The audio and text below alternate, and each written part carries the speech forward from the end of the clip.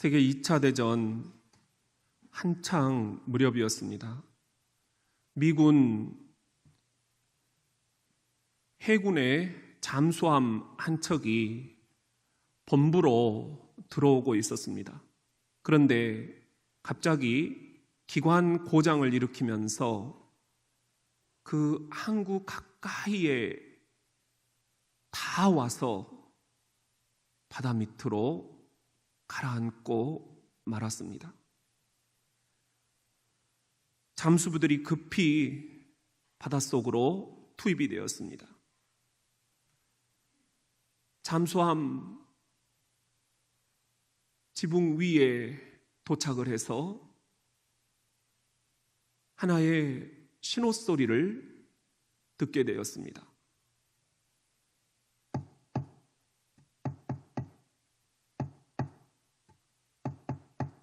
그것은 모르스 부호였습니다. 그 모르스 부호의 의미는 이런 거였습니다. 아직도 우리에게 희망이 있나요? 잠수함 속에서 한 승조원이 망치를 두드리며 모르스 부호를 밖으로 내보내고 있었던 것입니다. 아직도 우리에게 희망이 있나요? 주님, 아직도 우리 가정에, 우리 사업처에, 우리 가게에, 우리 자녀들에게, 우리 교회에 희망이 있나요? 이것은 오늘 저와 여러분이 내뱉는 가장 간절한 탄식입니다.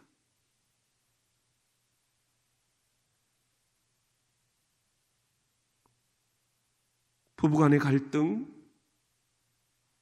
건강의 이상 신호, 중년의 위기, 고3, 중3, 수능과 재수, 경제적인 어려움, 불확실한 미래, 인간관계의 실망,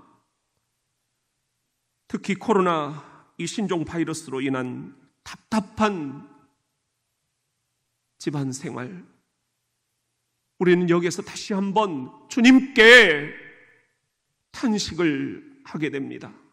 주님, 아직도 우리에게 희망이 있나요?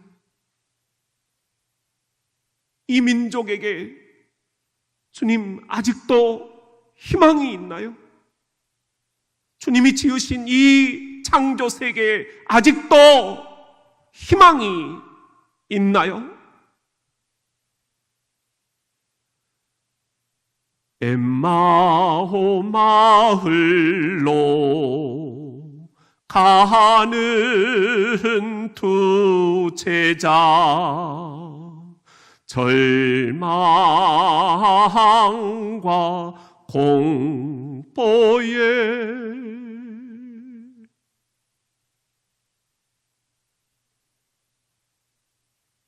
지난 3년 주님께 모든 걸 걸었습니다.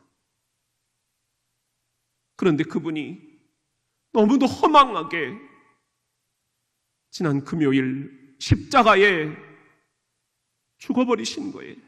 우리를 놔두고 말입니다. 희생과 봉사, 아무리 힘든 수고라도 마다하지 않았습니다. 조롱과 멸시 달게 받았습니다. 술 친구도 다 끊었습니다. 들판에서 이슬을 맞으며 자야 했습니다. 배고픔도 핍박도 가족들의 버림도 다 감내했습니다. 예수님이 예루살렘 성에 입성하시면 유대인의 왕이 되셔서 그때 내가 이 모든 고생과 고난과 핍박을 보상받을 수 있을 것이다.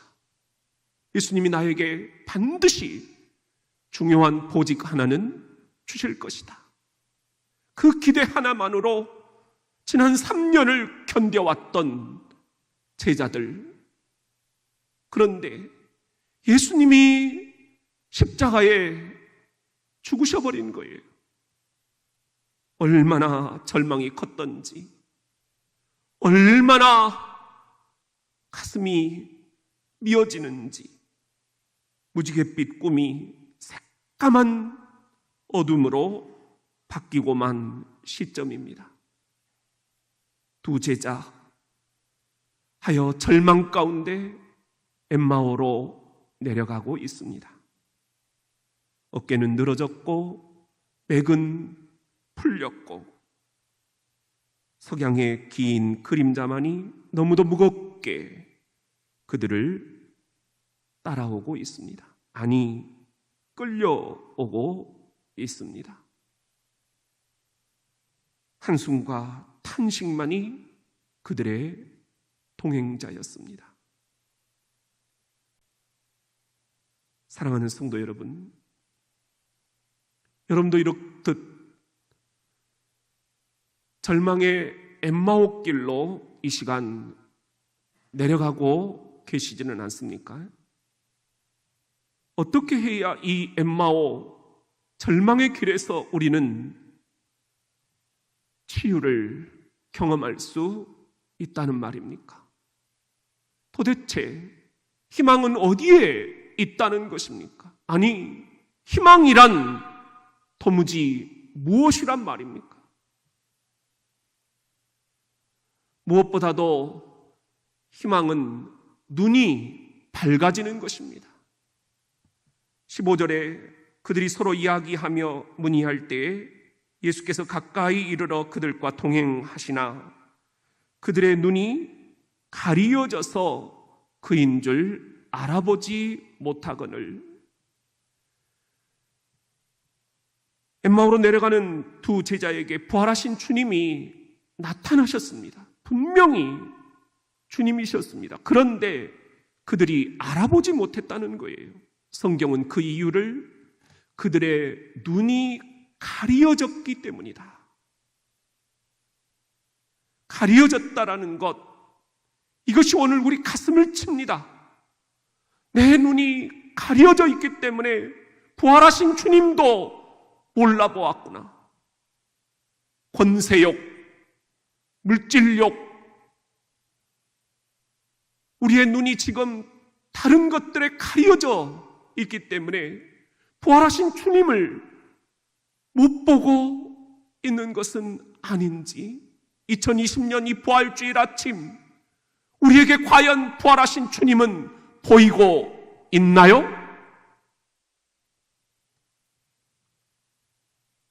제자들은 명예와 이익과 축복만 바라보고 있었기 때문에 그것에 눈이 가리어서 부활하신 주님을 정작 옆에 두고도 알아보지 못했다라는 것, 이것이 우리의 이야기가 될 수도 있다라는 것. 그런데 감사하게도 엠마오 가는 길의 두 제자 이야기는 이렇게 부정적으로만 끝나지는 않습니다. 30절, 그들과 함께 음식 잡수실 때에 떡을 가지사 축사하시고 떼어 그들에게 주시니 그들의 눈이 밝아져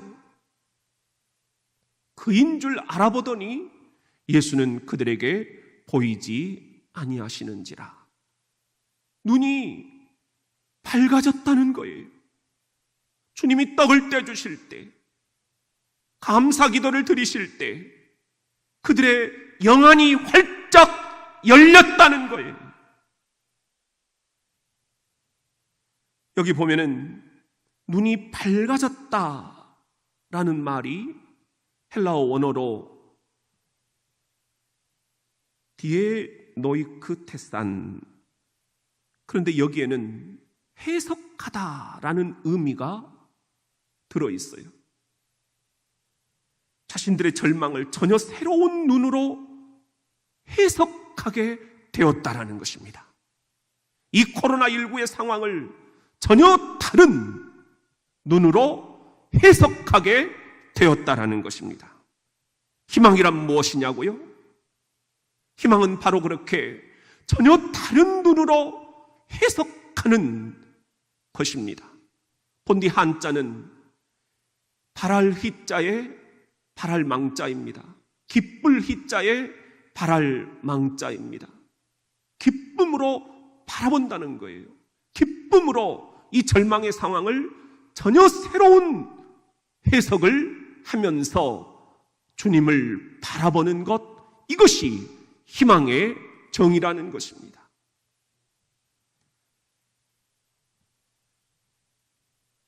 지난 한 주간도 우리 유필순 권사님 댁에서 가정예배 드리는 모습을 보내오셨어요. 전혀 다른 관점으로 이 절망을 해석하고 있는 우리 성도들의 모습입니다. 우리 한성필 권사님은 천안에서 당직을 서시면서 인증샷을 보내오셨어요. 절망을 전혀 다른 관점으로 해석하는 자만이 이런 기쁨으로 주님을 예배할 수가 있는 것입니다. 우리 김호환 장로님도 인증샷을 보내오셨어요. 전혀 다른 관점으로 이 절망의 코로나를 해석하며 오히려 가정예배를 더욱 소중하게 드리고 있는 우리 장로님의 모습을 보고 우리는 안도의 한숨을 쉬는 것입니다. 사랑하는 성도 여러분, 우리말에 어제라는 말이 있고 오늘이라는 말이 있지만 내일이라는 순우리말은 없어요. 한자말이에요. 내일은. 그런데 정말 놀랍게도 우리말에 내일은 없지만 모레라는 말은 있습니다. 당장 눈앞에 내일은 보이지 않지만 이 코로나가 내일 어떻게 될지는 우리가 잘 보이지 않지만 우리 전혀 다른 해석의 관점을 가지고 주님께서 우리들에게 보여주실 희망의 모래를 내다보는 것, 이것이 우리의 믿음 자리가 돼야 된다는 것입니다. 이 부활주일 아침, 여러분 절망의 엠마오길로 혹여나 내려가고 계시지는 않습니까? 직장과 사업과 가게와 자녀와 부모와 그리고 부부, 우리 교회의 미래, 이 민족의 미래, 세계의 미래, 절망으로 내일이 보이지 않지만 우리에게는 희망의 모래를 내다볼 수 있는 전혀 다른 해석의 눈이 있습니다. 이것이 그리스도인입니다. 이것이 믿음의 영웅들이 지니고 있는 새로운 해석의 눈입니다. 이 희망의 모래를 내다볼 수 있는 희망의 눈을 가지고 이 부활주일 아침 주님께 나아가기를 예수님의 이름으로 축원합니다. 우리 같이 한번 따라합시다. 희망은 마음이 뜨거워지는 것이다. 25절에 보면은 이르시되 미련하고 선지자들이 말한 모든 것을 마음에 더디 믿는 자들이여. 주님이 부활하신 상태에서 엠마오 내려가는 길에 나타나사 내가 구약에서 예언했던, 약속했던 메시아다, 내가 그리스도다, 내가 다윗의 자손 기름 부음 받은 종이다, 내가 어떻게 죽었고 내가 어떻게 오늘 새벽 3일 만에 다시 살아났는지 자세히 설명을 해주셨지만 이 두 제자는 더디 믿었다 하는 것입니다. 더디 믿었다. 이 더디 믿었다는 성경의 원어를 보면은 무디다 이런 뜻이 들어있어요. 우리의 믿음이 신속하지 못하고 너무 무디다는 거예요. 믿는 일에 익숙한 사람은 매사에 잘 믿습니다. 그러나 잘 안 믿어 버릇하는 사람들은 웬만한 걸 믿지 않으려 해요. 그만큼 많이 실망했고 배반당했고 그리고 지금도 사람에 대한 신뢰가 쉽게 가지 않기 때문입니다. 그런데 감사하게도 엠마오 가는 길의 두 제자 이야기는 부정적인 이야기로만 끝나지 않습니다. 32절에 그들이 서로 말하되 길에서 우리에게 말씀하시고 우리에게 성경을 풀어주실 때에 우리 속에서 마음이 뜨겁지 아니하더냐. 뜨겁지 아니하더냐. 여기서 뜨겁다라는 것은 헬라어로 보면은 카이오메네, 마음이 불타올랐다, 그런 의미예요. 마음이 불타올랐다. 우리와 함께 길을 걸으시며 그리스도의 죽음, 그리스도의 부활에 대해서 설명해 주시던 그이가 바로 우리와 함께 지난 3년을 동고동락하셨던, 그리고 내가 죽었다가 3일 만에 살아나리라 약속해 주셨던 그 주님이셨구나. 마음이 불타오르기 시작했습니다. 다시 한번 소명으로 내가 무엇을 위해서 살고 무엇을 위해서 죽고 무엇을 향해서 이 인생길을 걸어가야 할 것인지, 교회의 미래, 민족의 미래, 세상의 종국이 어떻게 될 것인지 소명으로 다시 한번 불타올랐다.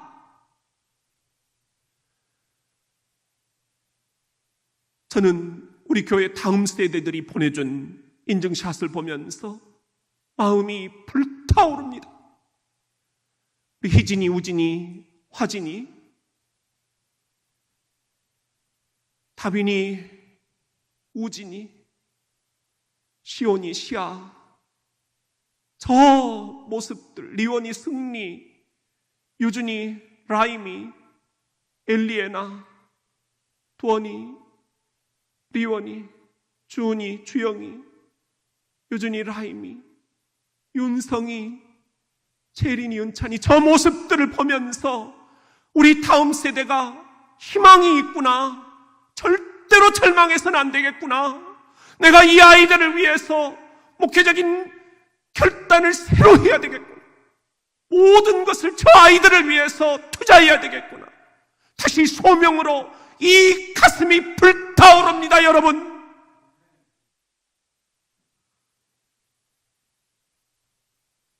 나는 뜨거워지기는 글렀다고요. 어머니의 암, 아들의 백혈병, 부부의 삐그덕거리는 소리, 직장 생활의 어려움, 코로나 이 신종 바이러스 때문에 세계적으로 불안한데, 이 나라가 너무 암담한데 가정의 형편 또한, 직장과 사업 또한 너무 암담하다고요. 여러분, 절망에 초점을 맞추지 맙시다. 너무 세세하게 절망을 분석하지 맙시다. 질병, 전염병, 해결해야 할 과제, 고난과 역경이 있는 게 인생이지만 그것만 바라보면 안 된다는 것, 그 절망을 넘어서서 희망을 우리들에게 저 멀리에서부터 몰고 오시는 부활하신 주님, 부활의 광풍으로 이 땅에 코로나를 몰아없애실 우리 주님, 승리자 예수 그리스도, 그분을 바라보는 이 부활주일 아침이 될 수 있기를 예수의 이름으로 축원합니다. 우리 같이 한번 따라합시다. 희망은 즉시 일어나 돌아가는 것이다. 13절에 보면은 그날에 그 둘 중 둘이 예루살렘에서 25里되는 엠마오라 하는 마을로 가면서, 엠마오로 내려가는 길인데요, 어디서 오는 사람들입니까? 예루살렘에서 오는 사람들입니다. 예루살렘이 어디입니까? 주님과 함께 했던 희망의 도시, 주님과 함께 꿈을 꿨던 희망의 밑자리, 하나님 나라의 모형, 성전이 있던 곳, 주님의 임재가 있던 곳,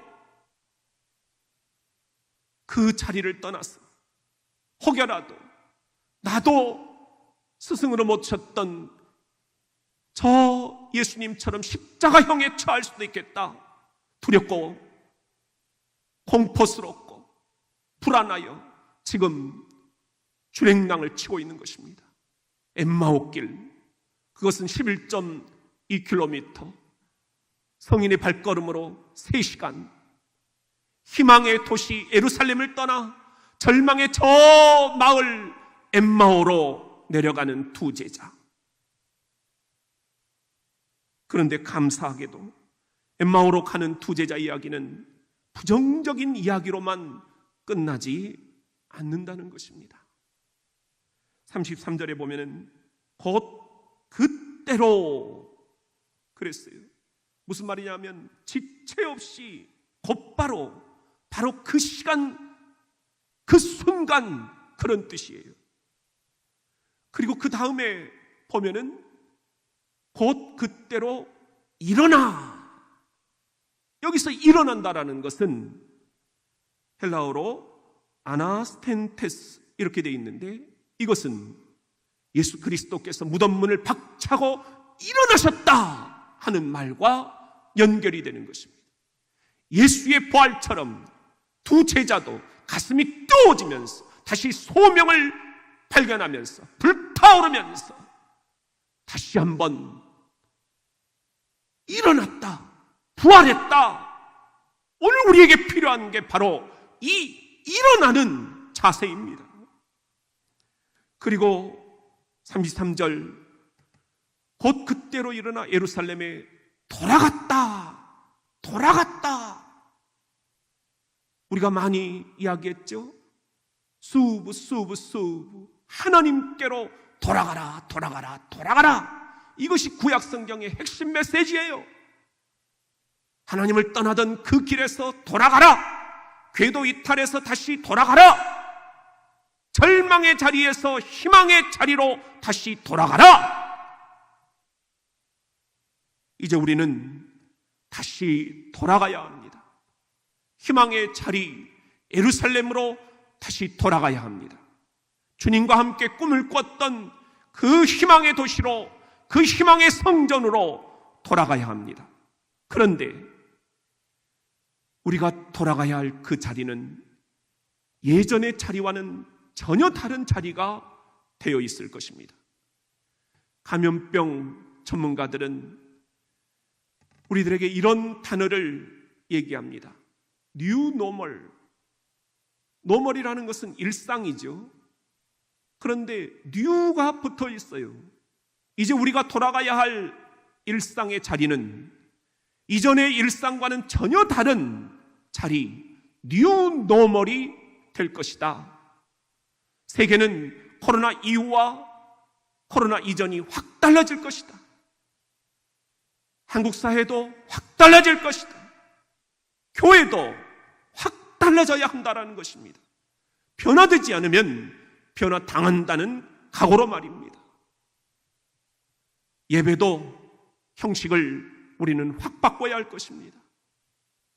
오늘부터는 우리가 설교와 봉헌을 순서를 바꿔서 세계적인 예배 신학에 맞춰서 우리가 말씀에 응답하는 것으로 봉헌을 하려고 합니다.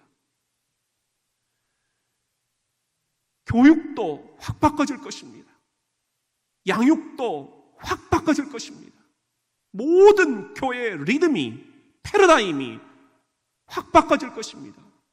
코로나가 우리에게 절망이기도 하지만 그러나 새롭게 희망을 주기도 합니다. 교회가 확 바꿔질 수 있는 절호의 기회가 되기 때문입니다. 사랑하는 성도 여러분, 뉴노멀로 돌아갑시다. 주님이 우리와 함께 꿈을 꾸셨던 그 희망의 도시 예루살렘으로 돌아갑시다. 그러나 이전과는 전혀 다른 일상, 뉴노멀로 돌아가서 우리 모두가 다 전혀 새로운 각오로 교회를 개혁하고 우리 서로 신앙을 개혁하고 종교개혁 자손들답게 우리 모두가 다 항상 교회는 개혁되어야 한다라는 그 각오로 우리 뉴노멀을 꿈꾸며 함께 일상으로 돌아갈 준비들을 해야 되겠습니다. 저는 달리기에 젬병입니다. 항상 꼴등입니다.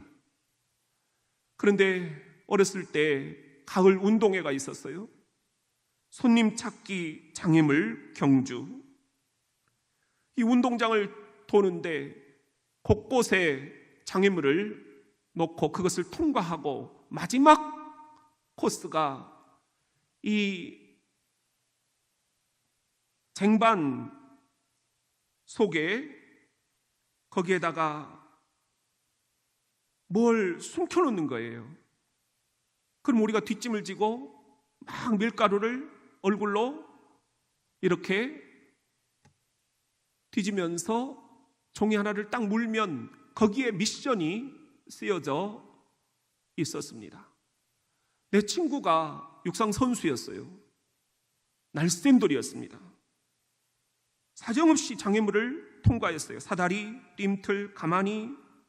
그리고는 뒷짐을 지고 혀를 낼름낼름 하더니 갑자기 안색이 굳어버리는 거예요. 그리고는 관중석에 가더니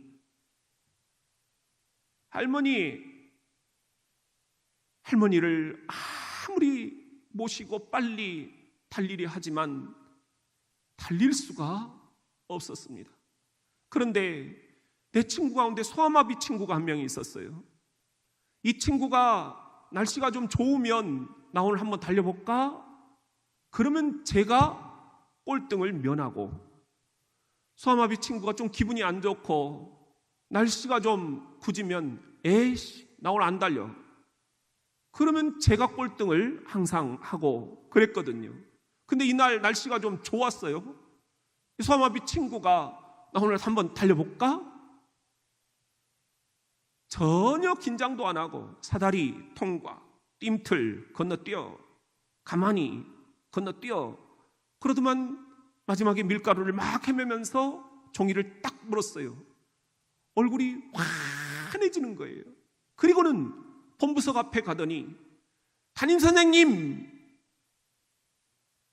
더 날쌘 담임선생님이 이 소아마비 친구를 업고 가셔버리는 거예요. 사랑하는 성도 여러분, 지금 엠마오로 내려가는 중이십니까? 절망의 마을 엠마오, 그 엠마오로 내려가는 두 제자와 같은 심정입니까? 사업이, 가게가, 건강이, 물질이, 자녀들이, 부모님이, 여러분, 모든 게 희망이 안 보인다고요? 엠마오 마을로 가는 두 제자, 절망과 공포에, 절망과 공포에 쌓여 있을 때 누가 함께 가셨는지를 생각해 보십시오. 엠마오로 내려가는 게 문제가 아닙니다. 그 내려가는 길, 누가 나와 함께 하느냐입니다. 누가 내 자녀들과 함께 하느냐, 누가 이 교회와 함께 하느냐, 그것이 중요합니다. 부활하신 주님이 엠마오 내려가는 두 제자와 함께 하셨습니다. 그래서 승리가 제자들에게 최종적으로 있게 된 것입니다. 다시 가슴이 뜨거워져 희망의 도시 예루살렘으로 올라가게 된 것입니다. 비록 여러분도 이 시간 모든 게 암담하고 암울하고 답답하고 지루하고 꿈이 깨진 것 같은 절망의 땅 엠마오로 내려가는 그런 순간이다 할지라도 우리 끝까지 희망을 놓지 맙시다. 끝까지 희망을 놓지 맙시다. 음식 없이는 40일을 살 수 있고 물 없이는 3일을 살 수 있고 숨을 쉬지 않고는 8분을 버틸 수 있다 하는데 우리 인생 희망이 없이는 1초도 살 수가 없습니다. 결코 이 희망 버리지 맙시다. 절망의 땅으로 내려간다 할지라도 우리 이 희망을 부여잡고 있는 한 그 절망으로 내려가는 길에 우리는 다시 한번 주님을 만나게 될 것입니다. 부활하신 주님이 여러분에게 나타나십니다. 그리고 그분이 우리를 따뜻한 시선으로 바라보십니다. 그리고 이렇게 말씀하십니다. 아들, 내 딸, 요새 힘들지?